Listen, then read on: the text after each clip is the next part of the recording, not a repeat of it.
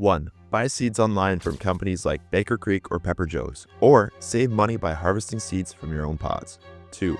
Use a high-quality potting mix containing peat moss or cocoa coir, perlite, vermiculite, and a bit of plant food to fuel your reapers in their early stages.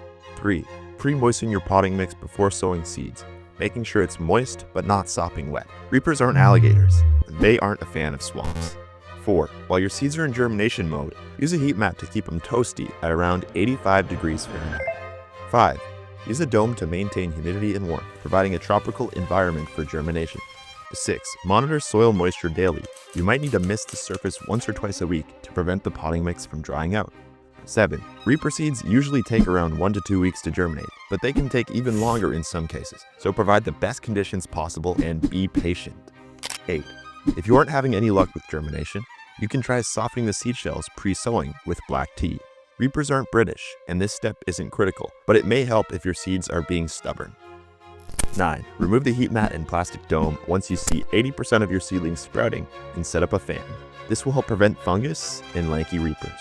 10. Use artificial lights, such as LEDs, and set them to the correct height based on their instructions. Keep them on for 12 hours a day, using a timer to automate the on-off process.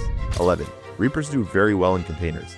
At least 5 gallons is ideal, but generally speaking, the bigger the pot, the bigger the plant will grow. 12. Despite the dark connotations the Reaper name implies, full sun is a must for these bad boys. That means at least 8 to 10 hours of direct sunlight per day for optimal growth and production. 13. Fertilize once a week with a water-soluble fertilizer high in phosphorus and potassium. When looking at the NPK ratio, these are the second and third numbers. Follow package directions to avoid burning your plants. 14. If you're having problems with flower drop, this could be an issue with temperature or nutrient levels. To remedy this, boost the phosphorus and potassium to ensure fruit formation, and try to time your plantings correctly to prevent blooming during heat waves. 15. Don't worry about topping or pruning your Carolina Reapers at any point. They'll bush out naturally, and you'll only delay fruiting by doing this. 16. Watch out for pests or any issues with leaf health so you can correct the situation early on. Try a soapy water or neem oil spray for bugs, and ensure that you're feeding and irrigating your plants consistently throughout the growing season to alleviate any growth problems. 17. Be patient with your reapers. From my experience, they take about 3 months from planting out to harvest, and sometimes even longer to get fully ripe pods.